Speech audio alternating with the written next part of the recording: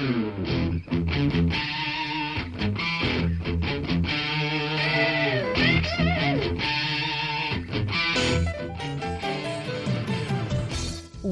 to Thriving Entrepreneur with your host, Steve Kidd, third-generation minister and 30-year business coach. Listen in as amazing, world-changing authors, speakers, and coaches share their struggles and victories. And hear from best-selling authors' insight into how you too can live your life as a thriving entrepreneur. This is Steve. Welcome to Thriving Entrepreneur. Thanks for being with us here today. I appreciate you so much. I'm so glad for every moment that we get to spend together here on the radio talking about how we can live as thriving entrepreneurs. Such an amazing thing to be able to make a difference in this world, being just exactly who we are. Thank you for showing up in the world as the person you are. Today, we're going to talk about knowing what you want and making it happen. Do you know what you want? Do you know, after you know what you want, how to make that happen? Both of those are things that can be very intense in our lives and can take up a lot of our time, our effort, our energy, and then in the end still not feel like we reached where we wanted to be. So we want to focus today on knowing what you want and making it happen so that you can really thrive in all that you do in life and business. So what are the elements to that? I mean, first of all, you got to know yourself. There's the old phrase, know thyself. And a lot of us spend a lot of time wishing, wondering, hoping, or chasing after things that aren't us, rather than really embracing how amazingly incredible we are and just being the best version of ourselves while it's called today. I mean, it's going to change over the course of your life. You're not the same person you were 5 years ago. You're not the same person you were when you were 5. And you will be different as the days go by. And that's okay. That's life. That's growth. That's healthy. That's wholeness and healing to grow throughout our life. But also along with that is the fact that there's a thread. There's a thread of who you are that kind of sticks with you through your whole life. There are certain elements of who you are and how you act in this world. They're just unmistakable. Anybody that knows you knows in a particular situation, whether you were 5 years old or 85 years old, this is how you're going to react. It may be your certain religious beliefs. It may be some of the family elements and the culture that you were raised in. And it may just be the heart and soul and core of who you are. Because those things come out. They become apparent. And if we pay attention, they show up throughout all of the course of our life. Think about that for a minute. Think of the things that you find yourself talking about, and then ask yourself, what's the thread that connects that? Why is that important to me? There's usually a deeper reason why that goes down to the heart and soul and core of who you are. That's what knowing what you want is. And then, what do you got to do to make it happen? The first and foremost part of that is you've got to take action. You have to be moving. You can always steer a moving car, but if the car has the brakes on and it's not rolling at all, those of you that have even ever helped push a car, even when it's in neutral, if it's dead standstill, it's hard work to get it moving at the very first. But once it then gets rolling, you can pretty much just stand next to it with your hand on it. I mean, unless you get to a hill, and it'll just keep rolling for you. That's about making it happen. So sometimes you just got to try some things and allow yourself to try things, to be cautiously optimistic with those things, but also be willing to change and not have that be anything bad about you, that you know who you are and then you're making it happen. And that just has to do with taking action, being you, being the best version of you that you can be in this world while it's called today. That's what it takes to live as a thriving entrepreneur. I've got 3 amazing guests for you today that are going to talk about knowing what you want and making it happen here on Thriving Entrepreneur. So, with that said, let's jump right in to our first guest. Join me in welcoming Christiaan. I hope I said that right, Christiaan. Yeah, you did. Thanks for being here with us today. Before we jump in to talk about your book, tell us just a little bit about you and how you show up in the world. Well, to say the least, it has been a very interesting journey because very early on in my life, I had this dream, I had this vision, and I started to work towards it, to manifest it, and all kind of things happened which kind of got in the way. And it took a very long time to actually see things come to fruition and actually see it manifest and come into this physical reality for everyone to see and enjoy, including myself. And the reason for that is, and that is something that in retrospect I can now clearly see. It was a bit different when I was in the middle of it because then I couldn't see it. But I needed that time to transform, to understand my own way of functioning and issues and how to resolve them in order to come to a point where all the things that I have, the knowledge and the experiences and insights and tips and tools that I've gathered along the way to offer to others who might want to use it. I don't hear your voice. Let's try that again with volume on. How about that? The book is called A Guide to Joyful Living for the Unhappy Rich. It is a memoir of your life and what you went through. So tell us a little bit about what people will find when they read the book. They will read about the journey I've went through myself. Having lived in New York, I had my own off-Broadway show for 6 months in a weekly run, and had enough passive income coming in, so I didn't need to work. And despite all that, I needed to go to 4 therapy sessions each week in order to cope with my sense of emptiness, feeling unfulfilled and unhappy.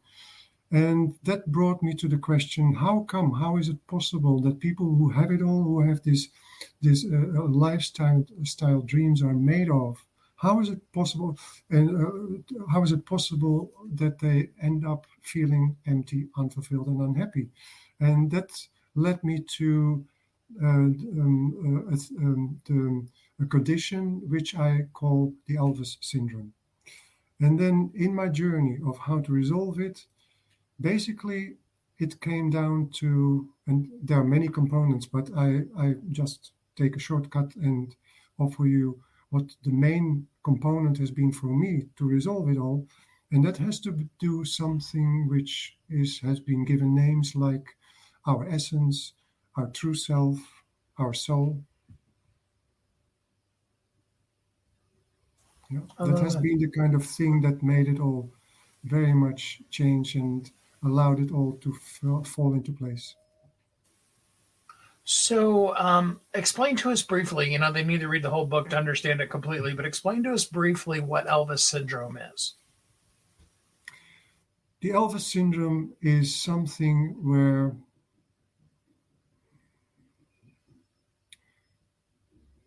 there is a disconnect between that element of soul and ourselves.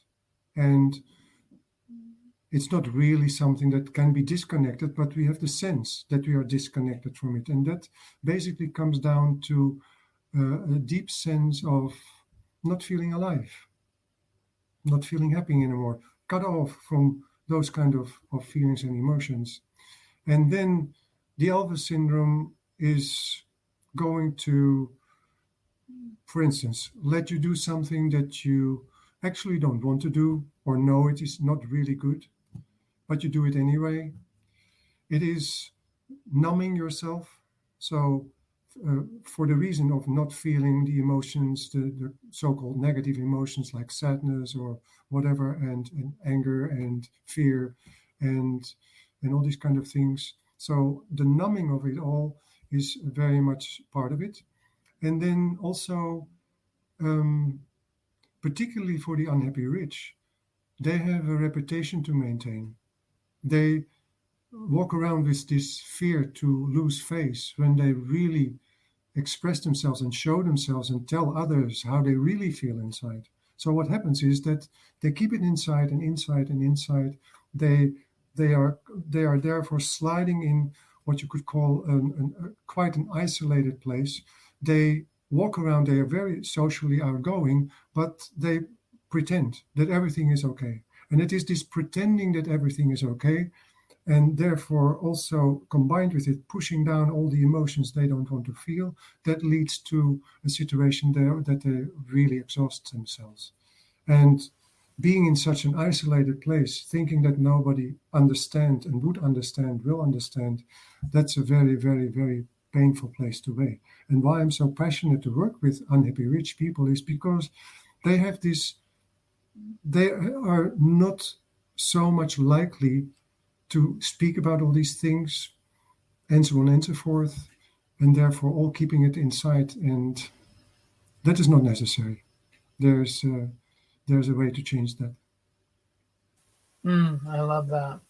So again, somebody has to read the whole book in order to get all of it. But if you were to say today, what's your favorite part of the book, at least today?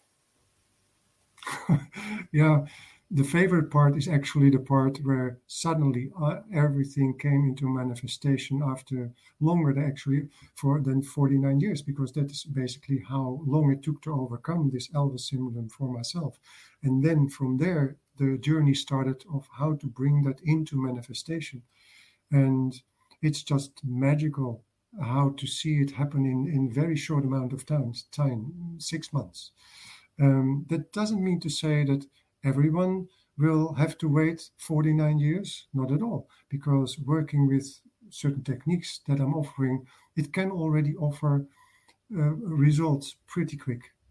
The thing is, though, when someone wants to resolve the situation in a more, let's say, creating change that sticks, creating change that is durable, long-lasting, then it will take a longer period of time. You can see it as like giving birth to a child.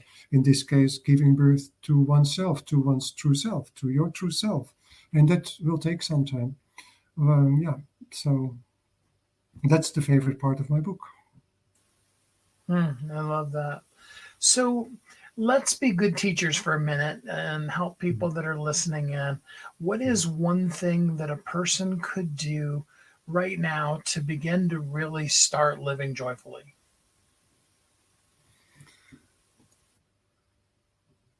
The first step that I have used myself, and that's the first step that I also use in working with clients, is to create for yourself a safe and secure environment. And that comes from, we all have an aura. We all have heard about auras. So an aura expands and contracts, but there is also a second space, which I call a cocoon. And that space stays fixed. And it is that space that when we activate it, we can get a sense of this safety, security, if you so wish, this sense of a sacred space we are in. And within that space, and when we have established this sense of all is well, all is safe, then we can start to embrace more of certain feelings that we find maybe uncomfortable to feel. And that's one thing. And another thing is that contemplating and having the idea that there's something beyond what we can see with our physical eye. And maybe you could call it a higher power, if that's something that, you can use the word that fits to you best.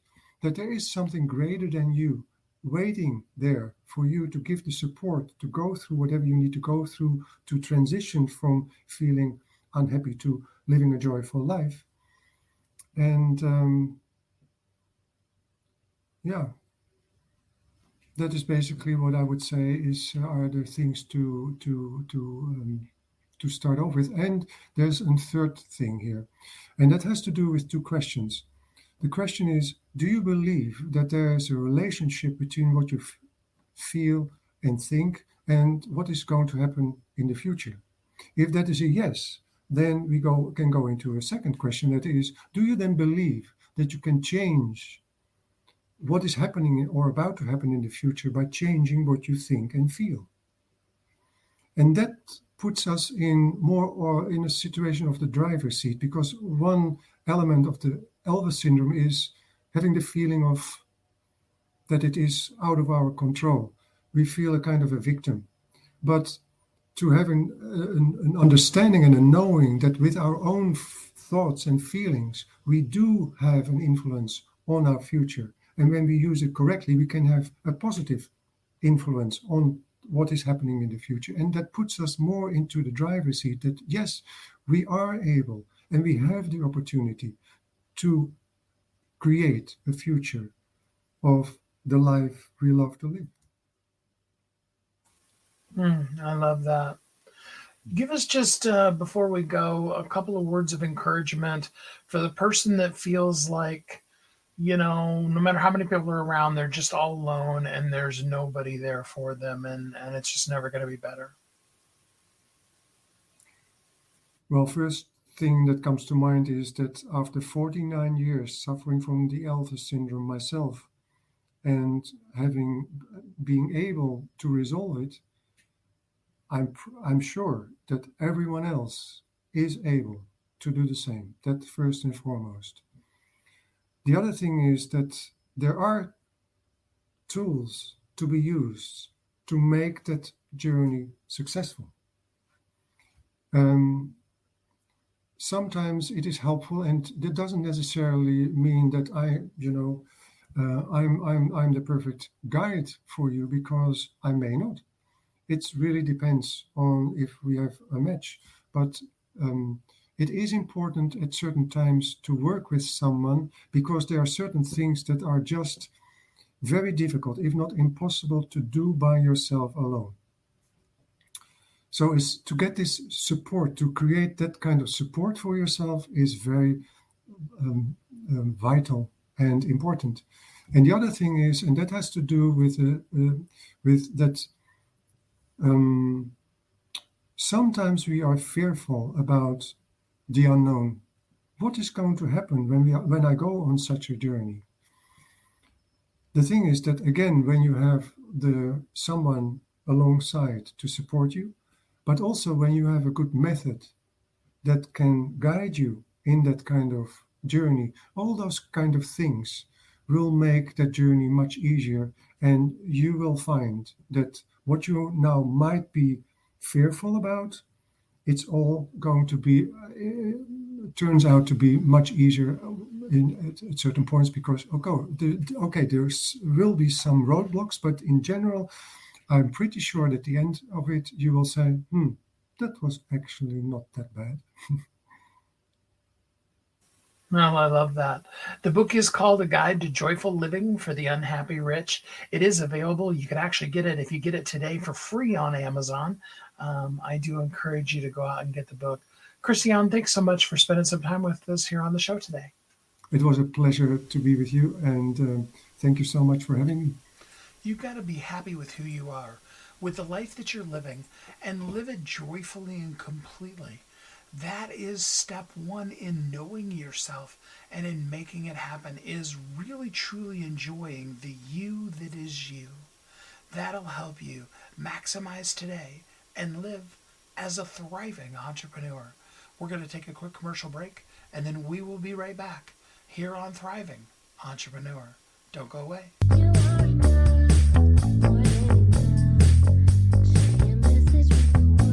If you're an author who's on a mission, stand out with your brand out.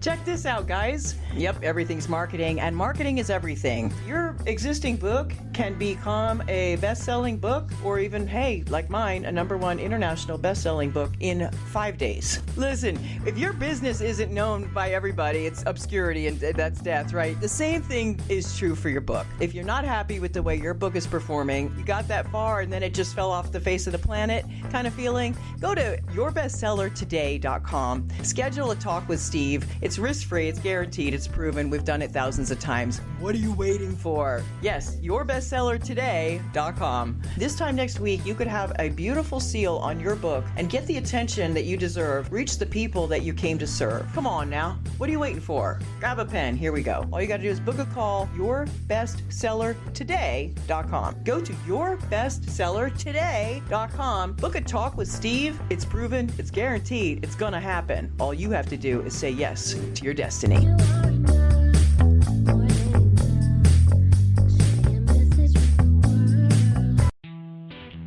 Welcome back to Thriving Entrepreneur. This is Steve. Welcome back. Thanks for listening to Thriving Entrepreneur today as we talk about knowing what you want and making it happen. In the first segment, we were talking about learning how to live joyfully and really enjoying your life. And now we want to talk about some of the elements of making it happen. Knowing who you are is part of the battle, but then taking action is the other part of it. And I think this next guest is going to be exactly what you need to help you take the action that'll help you live as a thriving entrepreneur. Let's jump right in. Join me in welcoming Edward Beltran. Hey, Edward, how you doing today? I'm doing fantastic, Steve. How about yourself? I'm doing really good. Thank you very much. So tell us a little bit about you and how you show up in the world. Well, first off, thank you for having me on your show. Again, my name's Edward Beltran. I'm the CEO of a company called Fierce Inc. It was based off the best-selling book, Fierce Conversations, written by Susan Scott 20 years ago. And it was a bestseller, sold over 1 million copies. And in that time, we've had the opportunity to work with Fortune 500 companies down to emerging startups, really helping them equip with how they engage in the workplace to drive the results that they desire. So I'm physically in Phoenix, Arizona, Steve, enjoying not so great weather, but our office is based out of Seattle. And Seattle doesn't have really great weather right now either. So yeah, I was going to say, right. It's definitely a better difference. So, if you had to narrow it down to one thing, and I know you do a lot of stuff, but if there was one message that you had for us today, what's the thing that's really burning on your heart that you'd like to share with us? Yeah, the biggest thing that's on my mind and in my heart is also on the minds of many executives across the US and globally. The past couple of years have been tough, and the data, Steve, proves this out, right? I mean, you can't read any articles without seeing workplace stress, workplace angst. You see the lag results of turnover, of burnout, and so on and so forth. Gallup does an annual negativity index, and they survey 122 countries every year, and 2021 broke records for having the highest negativity, which is an assessment of like stress and what workers are facing in the workplace. And 2022 is on par to also break those records. So this is a real issue, Steve, and through our work and through our passions, when you get underneath what's happening, we hear this word resilience a lot in the workplace. And I'm 45 years old, and I have a tough time with this definition, to be honest with you. I don't know what it means. Our chief behavioral science officer says it's like a marshmallow, you bounce back into place. But when you really get underneath the data, Steve, when you reference Harvard Business Review data around it, it really comes down to the interactions that people have in the workplace that increases their stress and requires the need for resilience. And the beautiful thing that I love about it, Steve, is that it's tangible. These interactions, you can skill up and coach people and give them the confidence in how to handle it. And it not only handles those situations, but it helps the organization and the individual also meet their needs. I'll share with you one, and then I would love to get your reflections and what you're seeing out there as well, Steve. But the number one issue in the workplace, the number one interaction based on Harvard Business Review data comes down to dealing with difficult people and politics in the workplace. I mean, it's absolutely staggering. 80% of respondents answered yes to this. Wow. How do we overcome it? I mean, it just seems to be almost like a new version of a pandemic. You know what I mean? Yeah, absolutely. The first step is really self-awareness, and I want to explore that a little bit deeper here in a second. But if you take the number one issue that people are facing when I'm managing difficult relationships and politics in the workplace, you have many options when you have these interactions, and you have a feeling, whether you realize it or not, it manifests in the form of stress.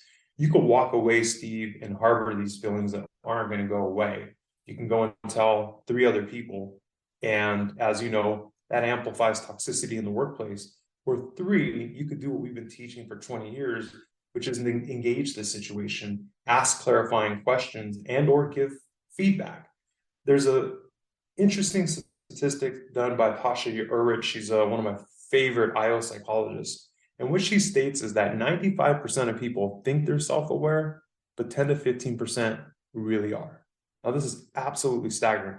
So if you take that statistic for what it is, that means that those interactions that you're having, the pressure you're feeling from your boss, the microaggressions you're dealing with, are people who are just not self-aware. They have no idea what they're presenting in the workplace, the weight that they're leaving, the impact they're having on people.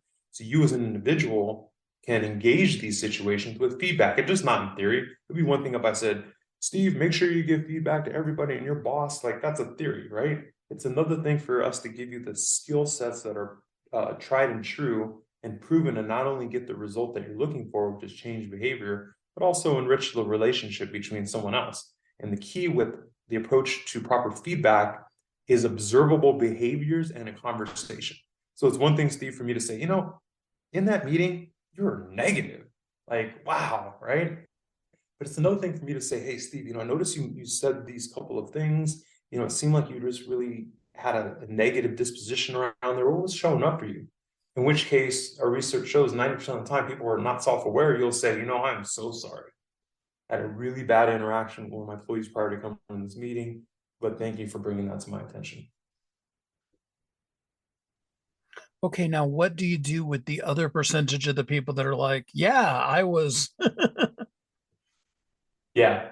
So, this happens a lot as well, right? Where, again, it's they didn't intend for it to come across that way. And so in the course of your conversation, they acknowledge, sorry, I made a mistake.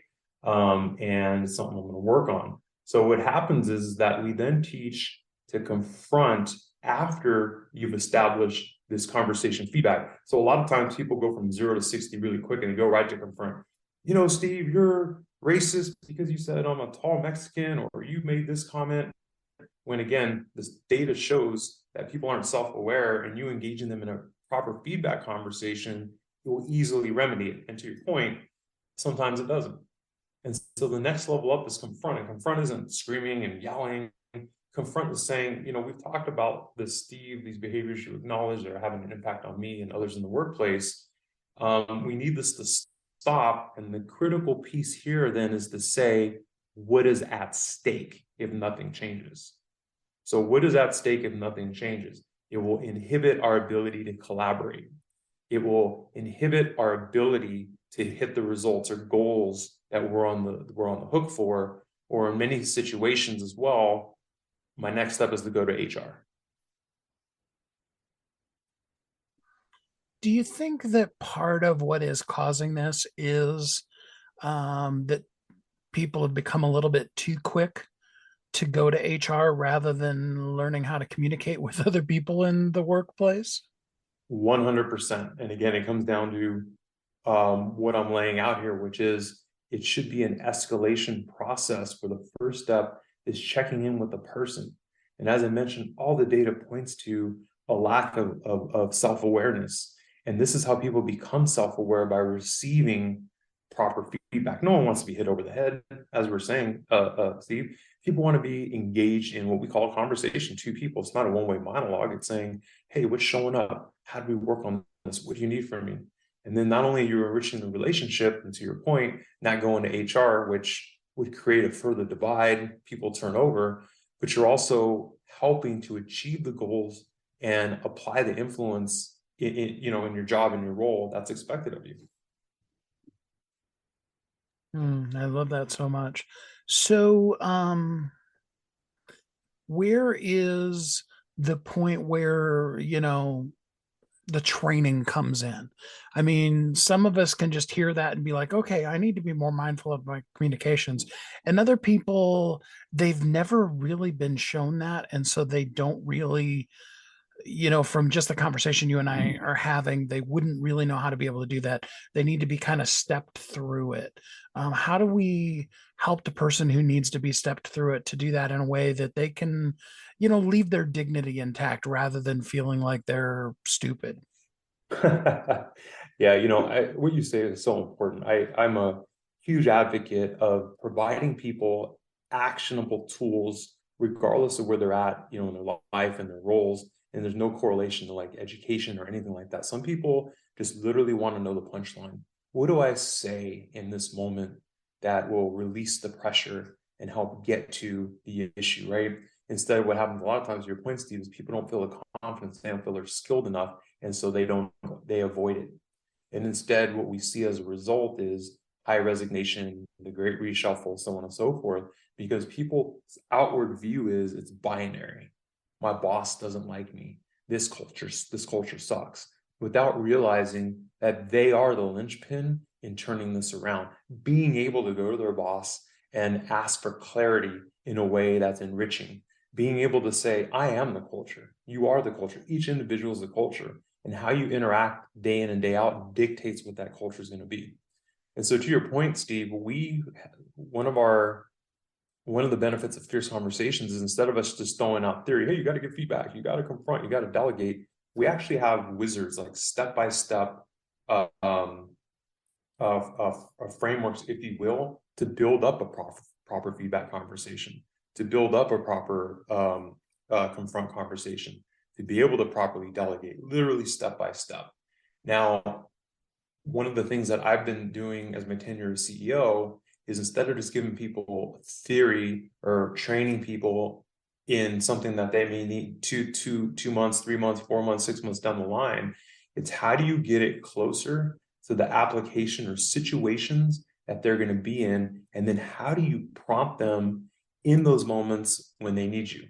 And that's where we've been leveraging a lot of different technology, which I would love to go into more details on. But to your point, Steve, and this is something I'm very passionate about. How do you make it easier? Instead of just throwing theory at people and a lot of big binders with material in it, how do you allow them to do it? How do you unlock it? I love that. So, let's talk about it from the other standpoint for just a little bit. What is going to happen to the culture of the company if we don't choose to make the change ourselves? Yeah, exactly. So great question. And as I mentioned, the key piece here is ensuring that you really define and know what culture is. And the best definitions I've heard of it is it's how we get things done, how we do things in an organization. And when you granulate down to the basic building block of that statement, it's people and how they interact with one another. So as I mentioned before in one of the examples, if people are avoiding each other, if they're conflict avoidant, you're not solving issues, and guaranteed you're also not hitting your goals. At worst, you're creating a toxic environment. So again, let's say you and I have an interaction. You make a statement that you weren't aware was semi-offensive to me. I say nothing to you, Steve. You think we're in a good spot. I go down the hall and tell 2 or 3 other people, that Steve guy, he's this and he's that. That has huge ripple effects. It happens every day in interactions and organizations, and creates toxic environments where, again, people then turn around and say, this culture is horrible. My boss doesn't like me. I don't feel comfortable in here. It's not inclusive, without realizing that they are empowered to have an impact on that organization every day. And that's what we're passionate about, is giving people that training and that confidence to do so. So which is a perfect lead into what I was going to ask you next, and that's how can people work with you? Great, thanks. We're on, excuse me. You can visit our website at fierceinc.com. You can hook up with me on LinkedIn. Happy to connect with people and love hearing what people are dealing with every day in the workplace. And we have some new innovation called Pulse by Fierce. You can see that pulsebyfierce.com, which we're offering as a B2C product, as well as our normal offerings, Steve, of B2B. So we have many different ways that people can gain this training in ways that will help them in their day-to-day and tomorrow, which is most important. I love that. Well, Edward, thank you so much for spending some time with us here on the show today. Thank you very much for having me, Steve. Looking forward to being on the show again in the future. Know the results you want, and then do the things that you need to do to drive those results, to have the culture, to have the workplace, to have the environment that you want to have with the people that you want to work with, to change the lives of the people that you want to help. What a great way to live as a thriving entrepreneur. Don't you want to do that? Don't you want to pick up the ball in that today, to know who you are, and then to make that happen in your life so that you can live today as a thriving entrepreneur? We are going to take our next commercial break, and then we'll be right back here on Thriving Entrepreneur. Don't go away.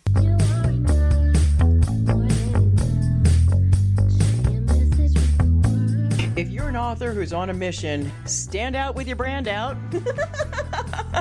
Check this out, guys. Yep, everything's marketing, and marketing is everything. Your existing book can become a best-selling book, or even, hey, like mine, a #1 international best-selling book in 5 days. Listen, if your business isn't known by everybody, it's obscurity, and that's death, right? The same thing is true for your book. If you're not happy with the way your book is performing, you got that far and then it just fell off the face of the planet kind of feeling, go to yourbestsellertoday.com. Schedule a talk with Steve. It's risk-free, it's guaranteed, it's proven. We've done it thousands of times. What are you waiting for? Yes, yourbestsellertoday.com. This time next week, you could have a beautiful seal on your book and get the attention that you deserve. Reach the people that you came to serve. Come on now. What are you waiting for? Grab a pen. Here we go. All you got to do is book a call, yourbestsellertoday.com. Go to yourbestsellertoday.com. Book a talk with Steve. It's proven, it's guaranteed, it's gonna happen. All you have to do is say yes to your destiny.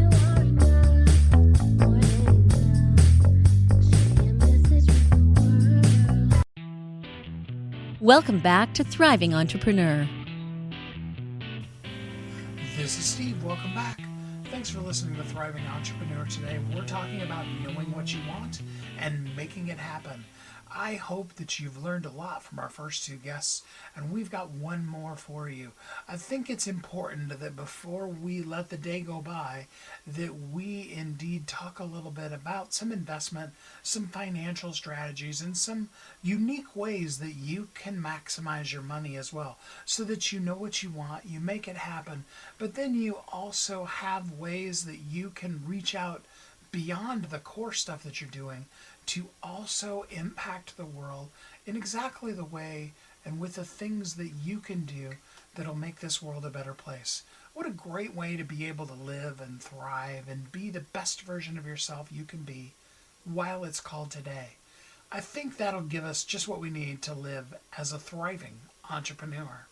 Join me in welcoming Marty Greenbaum. Hey, Marty, how you doing today? Doing great, Steve. Thank you. So glad to have you here with us today. Tell me a little bit about you and how you show up in the world. Thank you.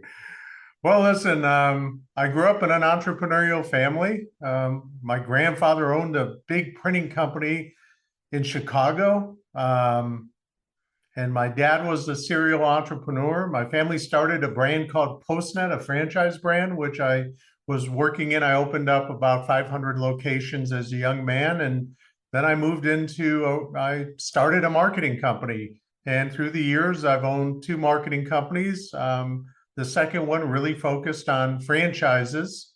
And so I've been basically a marketing strategist in franchising.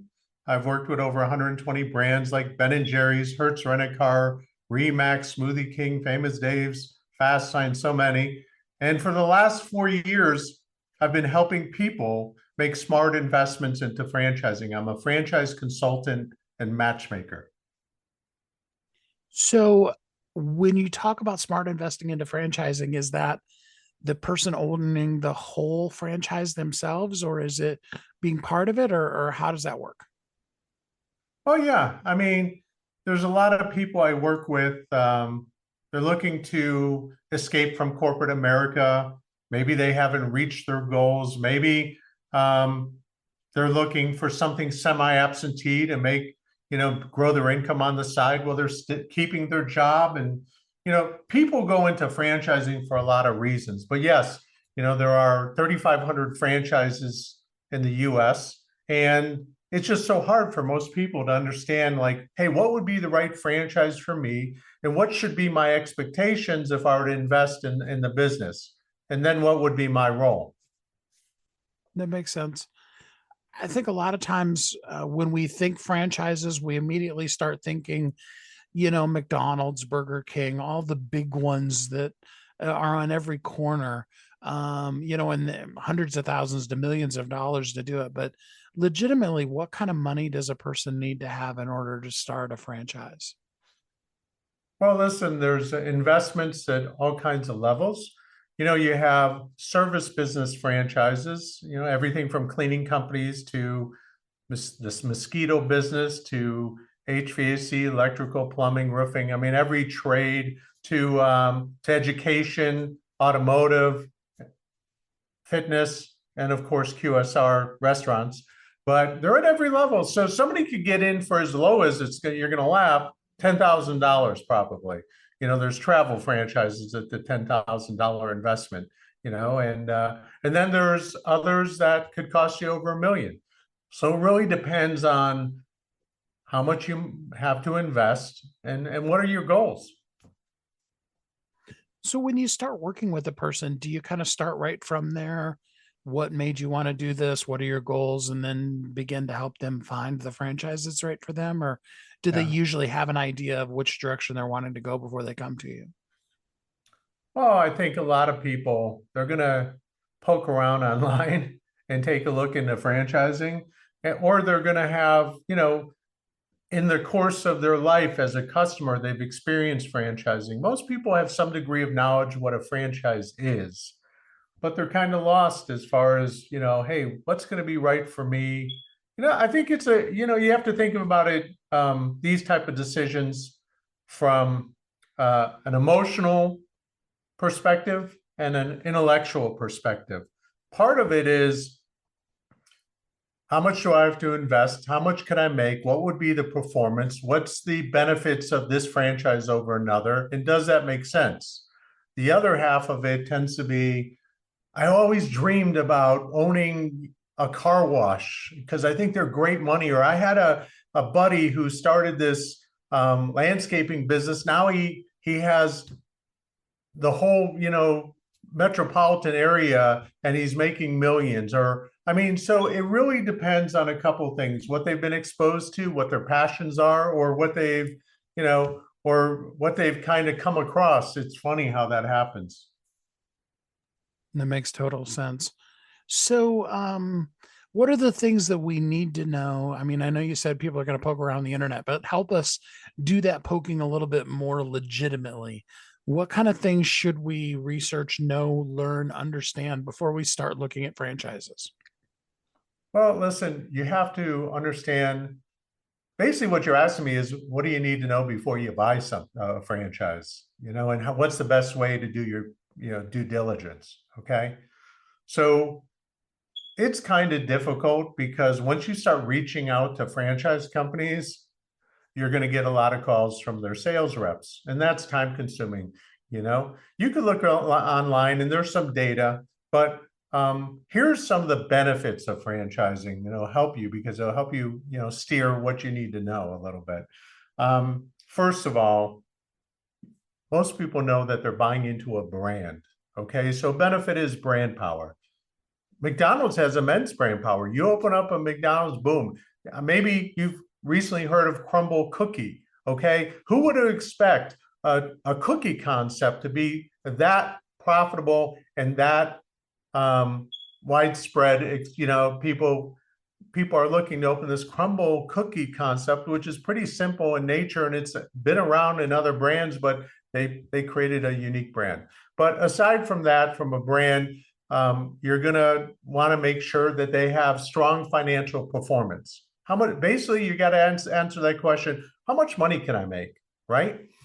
So that's key. But that information is found in a franchise disclosure document, which is a required document that every franchise has to provide investors or individuals prior to buying, or you could validate that with existing franchisees, through discussions. But things like training, one important fact is that most people don't realize is that you don't have to know a specific business to get into that franchise. They'll train you. They're looking for motivated people that have the financial wherewithal, that have the skills and the abilities to be successful. Okay. So training and support is big in franchising. Marketing and technology, you're going to look at those systems to make sure that they have great systems. Okay. Ultimately, you're going to talk to other franchisees for sure and say, hey, a good question is, if you had the chance to turn back the clock of time and redo this one, would you still be in the franchise? Okay. So there's a lot of parts of this due diligence process, but there's a lot to know about franchising, and that's kind of where I try to help people and guide them. I love that. So, and you work more with the people who want to buy into the franchise versus the people who would like to turn their business into a franchise. Is that correct? That is correct, but I've done a lot of both. Okay. But mainly I work 90% of the time with people that are, ready for a change. Maybe they are tired of, they're working in the corporate world, or they realize that job security is not as strong as it used to be, or a lot of, listen, a lot of the people I deal with or work with, are people in their 50s that are kind of looking at retirement and saying, on the current path that they're on, can I retire comfortably? And many haven't set themselves up for that, working for someone else for 20 years. So, a lot of reasons to consider franchising, a lot of great reasons. And my job as a franchise consultant is to really bring clarity to that and really help them identify those franchises that really could be the best fit for them. But that's really based on a lot of variables on what they're trying to accomplish, what their preferences are, what their skills and abilities are, and so on. I love that. So, when a person is beginning to look at the franchise, what are some of the things currently, because we're in a little different place financially than, worldwide economy wise than we were a couple of years ago. Are there such things as franchises that are good during recessions, franchises that you don't have to worry about going out of business immediately? What kind of things do we need to look at right now in the economy to find a good franchise? Well, that's a great question. I'm getting a lot of that from people I speak with. The big concern is can this stand the test of time, like you say? So let's talk about some industries that do and are recession proof. Okay. So automotive, people are going to have cars. If the car breaks down, they may not be able to work. So, people got to take care of their cars. Healthcare, another great area. There's all kinds of healthcare franchises, and, people are going to go to the doctor, right? They're going to definitely, if they're not feeling well, there's everything from physical therapy franchises to mental health franchises to urgent care franchises, right? A lot of home services now. if something breaks in your house, you need to call an HVAC company or you need a plumber, guess what? You're going to call a franchise most likely, because most of those service companies, especially the brands you know and trust, they're franchises, right? So there's just a wide range of franchising, franchise, I'm going to call it categories that are really safe from a recession. People are going to get their hair cut. Now, a pandemic, it was crazy. It stopped people from getting their hair cut. But aside from that, not too many people are going to have, a loved one cut their hair unless they're in a pandemic.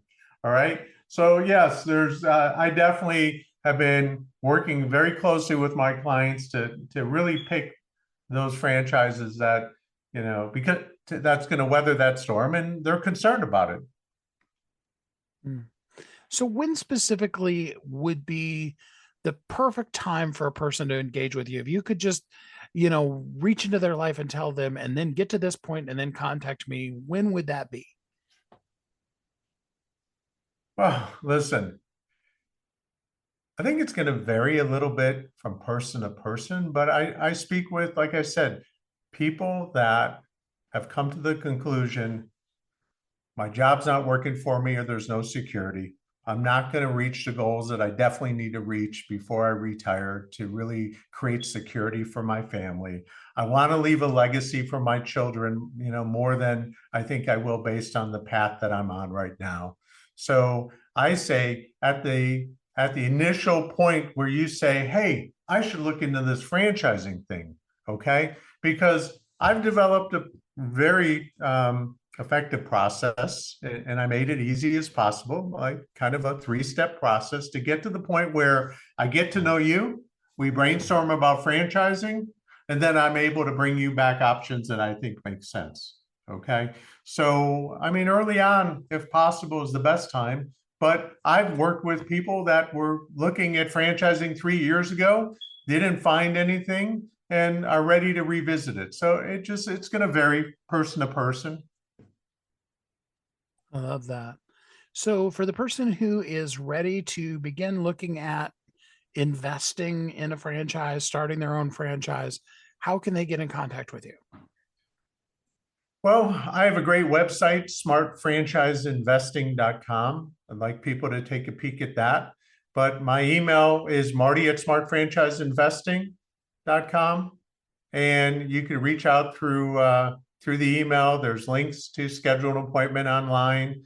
And, I'd love to talk to anybody who has a little bit of interest, a spark of interest, and we'll do a little brainstorming. So I'm happy to help people. And I just had a call today, and it was so funny. And I love this when they say something like, oh my God, thank God I found someone like you that could help me through this all. And it was like, and I love that. And I said, listen, I want to make sure that you understand, I'm not here to sell you a franchise. I educate people and I help them identify those smart franchises. And what's even really unique about what I do is I kind of work like a real estate agent. And, when you buy a home using an agent, the buyer doesn't pay the fees, the seller does. So I don't charge anybody for my services. And if we find something that they love and they decide to move forward, great, that's up to them. But nonetheless, I would receive a referral fee from the franchisors. So I'm not charging people, I'm providing them great information, and I'm all about, no pressure. I don't sell anything. I help people, I educate them, I guide them. So, and I have no go-to brands that I would bring to the table. I represent hundreds and hundreds of brands. So it's really, let's see what we could find, and let's make sure to the best of our ability that you're going to be successful. And that was smartfranchiseinvesting.com. I do suggest everybody go there and check it out.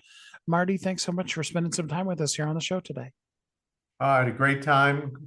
I appreciate it. And I wish everybody a fantastic 2023. I would like to also point out that all of those marketing strategies for the franchises, most all of them will work for you and all the things that you're marketing in your life and your business as well. don't overlook a good marketing strategy. Good marketing is always something that we can use more of in our lives as well as in our business. Sometimes we have to be marketers for ourselves. We have to promote who we are, what we're doing, and how we can make the difference that only we can make in this world. We have to be the ones to take charge of that and do that, so that as we know who we are and we know what we're going to do it, how to make that happen, we can really truly live and thrive and succeed and make a difference in the world. Now, we've talked about a lot of platitudes about making a difference in the world and living as a thriving entrepreneur and knowing what you want and making it happen. I want to give you a real secret to success for that here at the end. I want you to listen to the words that I've said a couple of times today already, and that's maximizing while it's called today. Yesterday's a canceled check. Tomorrow is a promissory note. Today is the only legal tender you can spend. Yes, there may be things from yesterday that you need to apologize for, to move away from, and to no longer live in, but you have to let those things go. And although we want to set ourselves up for a bright future, we don't know what's going to happen. We don't know when the next pandemic's going to hit and the whole world's going to be shut down, or any of those kind of things. But we know what we can do today. We know how we're feeling. We know what we can do. We know who we are. And we can make it happen today. Now, I want you to also understand, sometimes the best part of making it happen is knowing yourself well enough to know when you need to make rest happen. Ooh, that's a tough one for all of us. And then life will eventually make you sick like I've been, and you'll just be smacked down, and you will end up resting whether you want to or not. Because if you don't take care of yourself, your body will make you take care of yourself, or will put you in a position where some type of medical professional is taking care of yourself. So I strongly encourage you, even as part of maximizing while it's called today, that you never underappreciate the effect and the importance of rest, of a day of rest, of time of rest, of taking naps, even a little siesta during the middle of the day. You need those times of refreshing and recuperating as well. That is also a part of maximizing while it's called today. So some days we're going to get up in the morning and we're going to drive and we're going to change the world every moment of the day. There are days when it feels like we work 26 hours out of the day. And then there are other days that we're just tired, or maybe we're sick. And maybe what we do need to do is just stay in bed. Or maybe with your children or your spouse or somebody wonderful in your life, maybe you need to spend the whole day hugging on somebody or telling somebody special in your life just how important and wonderful they are to you. Never let a day go by when you don't let the people that you really love and care for know just how important they are to you. You never know when the last time to be able to tell them that might be. So maximize today. Know who you are and make it happen. Do the things that only you can do while it's called today, because you are uniquely brilliant. You were created for a purpose, and the world needs you. I hope until we're together again next time, you have a great week. Thanks for listening to Thriving Entrepreneur today. If you want to get your question answered, send an email to questions@wehelpyouthrive.com. We look forward to you joining us again next time.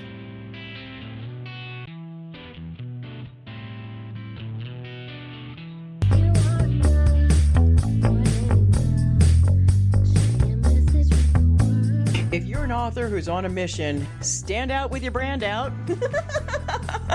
Check this out, guys. Yep, everything's marketing, and marketing is everything. Your existing book can become a best-selling book, or even, hey, like mine, a #1 international best-selling book in 5 days. Listen, if your business isn't known by everybody, it's obscurity and that's death, right? The same thing is true for your book. If you're not happy with the way your book is performing, you got that far and then it just fell off the face of the planet kind of feeling, go to yourbestsellertoday.com. Schedule a talk with Steve. It's risk-free, it's guaranteed, it's proven. We've done it thousands of times. What are you waiting for? Yes, yourbestsellertoday.com. This time next week, you could have a beautiful seal on your book and get the attention that you deserve. Reach the people that you came to serve. Come on now. What are you waiting for? Grab a pen. Here we go. All you got to do is book a call. Yourbestsellertoday.com. Go to yourbestsellertoday.com. Book a talk with Steve. It's proven. It's guaranteed. It's going to happen. All you have to do is say yes to your destiny.